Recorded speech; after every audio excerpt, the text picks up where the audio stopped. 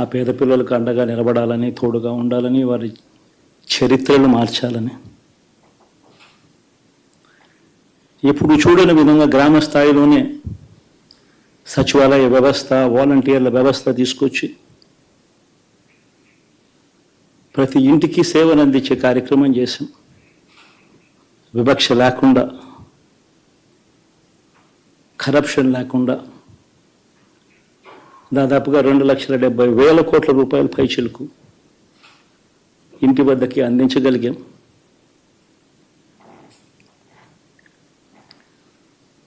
ఇప్పుడు చూడని ఈ మార్పులు తీసుకురావడమే కాకుండా ఒక చదువుల రంగం అయితేనేమి, ఒక విద్యారంగం, ఒక వ్యవసాయ రంగం అయితేనేమి, ఒక వైద్య రంగం అయితేనేమి, ఏ పేదవాడు ఎప్పుడూ ఇబ్బంది పడకూడదు అని ఎప్పుడు ఊహించని విధంగా మార్పులు తీసుకొస్తూ పేదవాడికి అండగా నిలబడగలిగాం. విమెన్ ఎంపవర్మెంట్ అంటే ఇది, మహిళా సాధికారత ఇది అంటే ఇది అని ప్రపంచానికి చాటి చెప్పగలిగాం. సోషల్ జస్టిస్ అంటే, సామాజిక న్యాయం అంటే ఇది అని ప్రపంచానికి చూపించగలిగాం. మరి ఇన్ని గొప్ప మార్పులు చేసిన తర్వాత, ఇన్ని కోట్ల మందికి మంచి జరిగిన తర్వాత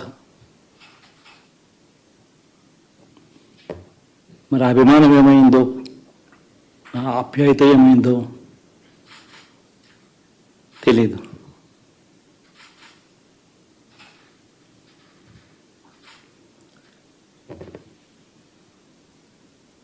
ఎవరో మోసం చేశారు, ఎవరో అన్యాయం చేశారు అని చెప్పి అనొచ్చు, కానీ ఆధారాలు లేవు.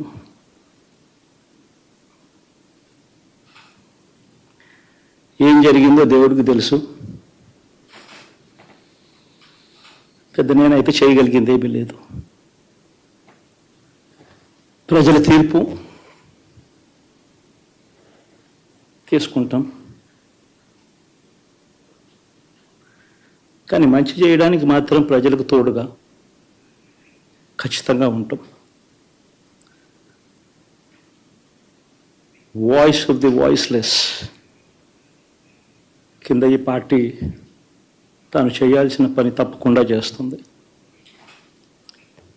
పేదవాడికి అండగా ఉండే కార్యక్రమంలో ఎప్పుడూ కూడా పేదవాడికి తోడుగా ఉంటూ గలం విప్పుతుంది, పేదవాడికి అండగా నిలుస్తుంది. పెద్ద పెద్ద వాళ్ళ కూటమి ఇది, ఢిల్లీలో సైతం శాసించే పరిస్థితుల్లో ఉన్న కూటమి ఇది. ఆ కూటమిలో ఉన్న బీజేపీకి, ఆ కూటమిలో ఉన్న చంద్రబాబు గారికి, ఆ కూటమిలో ఉన్న పవన్ కళ్యాణ్ గారికి, అందరికీ కూడా వాళ్ళ గొప్ప విజయానికి అభినందనలు.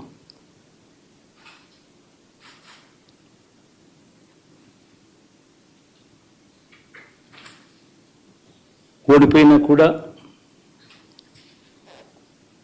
నా ప్రతి కష్టంలో కూడా తోడుగా అండగా